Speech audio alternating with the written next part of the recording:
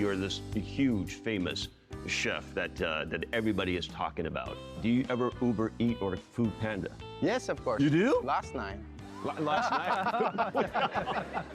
I started to cook since I was 13. Yeah. My mom was a Chinese chef. Okay. So I started in Chinese cuisine before I get into French cooking. Okay. One look from the chef, I know we're in deep trouble.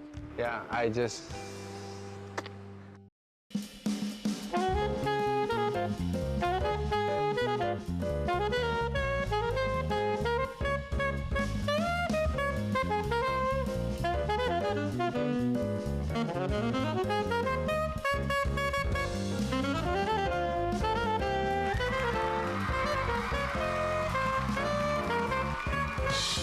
All right, welcome to the Taipei Tonight Show. I'm your host, Dennis, and thank you for watching. This is a relatively new show. We're coming to you straight from Taipei, Taiwan. Taiwan is this relatively small island outside in the Pacific. In recent times, I guess people are hearing more about it. It used to be very easily confused with Thailand. Have you heard that before? Many. Yeah, but it's a complete different place, right? Now, the Taipei Tonight Show, we're gonna bring you things about Taiwan, curiosity, misconceptions, and we'll clear things up for you, art, our culture, our entertainment. You know, I mean, when you talk about Taiwan, what comes to mind? We got our beautiful band here. Well, let's see. What do you think? Well, half the reason why I'm here is for the food. Food. Yes, amazing food, amazing food. Here is, I hear that from tourists all the time. Yes. Everybody that comes here, the food here is amazing. But food is definitely one of those top things on the list for anybody that's ever visited Taiwan. Right? It's the street food, it's the delicacies, it's the variety of things that you get here. So today we have a very special guest. He's got more than, I don't know what, is it 10, 20, or 30 Michelin stars under his belt already. And not only that, he has been named, people call him the Bruce Lee of culinary art. Not martial art, culinary art, all right? So he is our special guest today. Ladies and gentlemen, let's welcome Andre Zhang Zhenchen!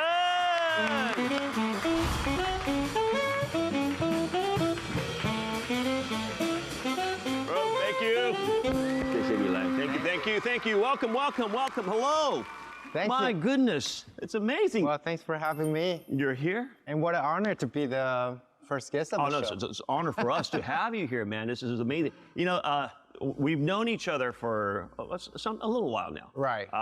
Obviously, you're this huge, famous chef that everybody is talking about. But here you are. And today we get to see him sit down just a little bit.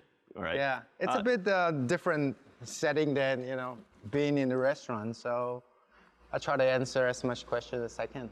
All right. Your restaurants, you have them all over the world, right? Yes. Well, I was just trying to, because we're trying to tally up exactly how many Michelin stars that you have. We couldn't get an accurate count because there's so many of them. Do you know yourself?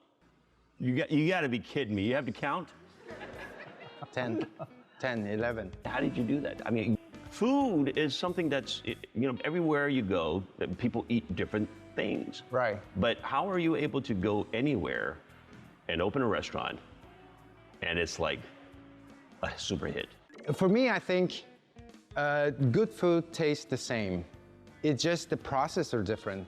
We know how a good painting look like, or a good design look like. Right. Whether you use watercolor, oil paint, you get the same message, you get the same result. If it tastes good, it tastes good. Yes. Yes, right. And that's the ultimate goal. So for me, you're just using different tool during that process. Okay. So there's actually no difference, but right. you must know what good food tastes like. Okay. As far as I know, I don't know if this is true. You started turning down stars. You said, I'm going to give the stars back. Yes. You got to be, what?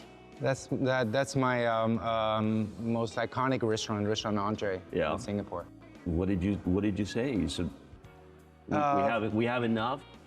What, you give it to our friend? What? No, I just. What do you do? I mean, people work their whole lives to get a star. Yeah.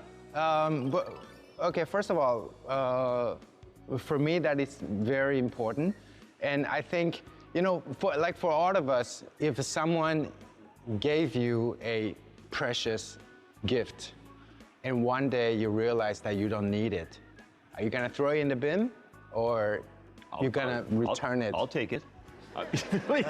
No, but one day if you think that you're not gonna use it anymore and it's precious, Right. so you want to return it back, you're not gonna just say, okay, I don't need it anymore. So I think to officially return it, it's a proper gesture. It's out of respect as well. Yes, Is that yes, right? yes. Wow. So, because in all my career, the past 30 years, I never worked in a restaurant that is not 3 Michelin starred. So that's already in the blood.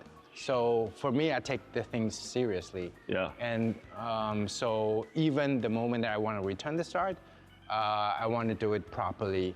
And I want to focus on not what the standard is, but what the guests really Okay, like. so you mentioned you've only worked in Michelin 3-star. Yeah. Well, we got a question here. When we announced that you're going to be on our show, this is serious. So somebody left a message Okay. on our bulletin board. Okay. Do you ever order out? Do you ever Uber Eat or Food Panda? Yes, of course. You do? Yes. Okay. Last night. Last night. Well, okay, talk about Uber Eats and Foodpanda. I do order it often.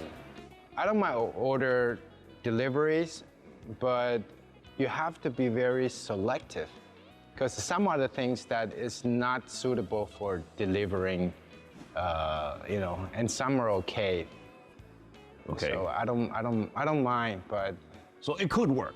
it could work. It could work, It could, right? It could I mean, could I order something from Raw and Food Panda to my house? no. All right, so there's certain stuff work, certain stuff Yes. don't, right? Yeah, yeah. So I mean, You can deliver food. You cannot deliver experience. Ah. I think the whole dining experience, it's not, it's like 5 senses. It has to come together. And I think that's why you go to a restaurant, right? Otherwise, what's the difference if you just order it to your house? It's a very important part Okay. for us. Yeah, there's something else that that we got a comment, and I needed to ask you. I mean, obviously your food is, like I said, it's out of this world, okay? But I hear that there's one thing that you cannot get enough of, and that is the Taiwanese 牛肉面, the beef. The beef noodle. Noodle? Yes. Is that really a thing? Yes. Really? I What's like so? I mean, how is it so special to you?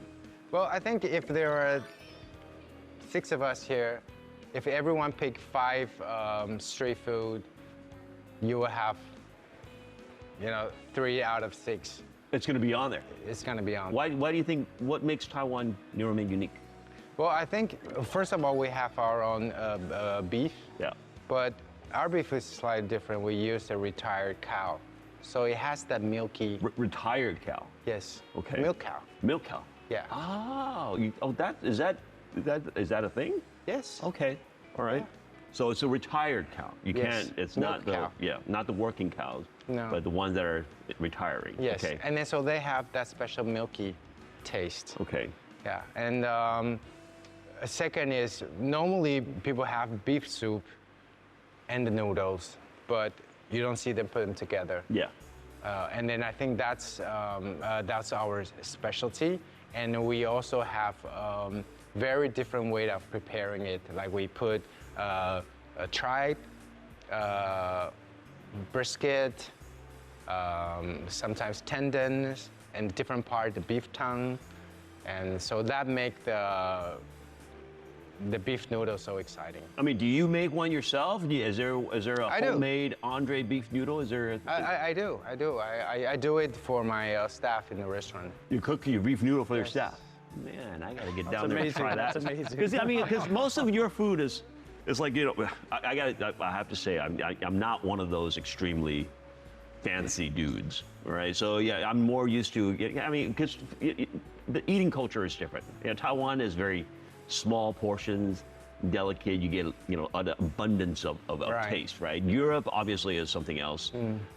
In the States, I don't know. It's a good meal for us is a good chunk of steak, right? Something Yes. hefty, something And I go to your place. The first time I was there, it's like, wow, this, it comes out. Everything is tiny, delicate, beautiful. So like, where do I start, right? It looks perfect just the way it is, right? And it's got some bubbles on it or some foam on it. And you put it in your mouth, it looks like bubbles, and it's wow. You feel like you just had truffles or something like that, right? But a beef noodle is something quite hefty. It's quite hearty, and it's very homey as well, right? You have restaurants in many different places, and everyone is different. You have different inspirations to come up with. Different concept. But what are some of the restaurants that you have now that you can tell us? The Bridge. It's an amazing place. So we literally built the restaurant on the 400-year-old bridge. Wow. I started to cook since I was 13. Yeah. My mom was a Chinese chef. Okay. So actually I started in Chinese cuisine.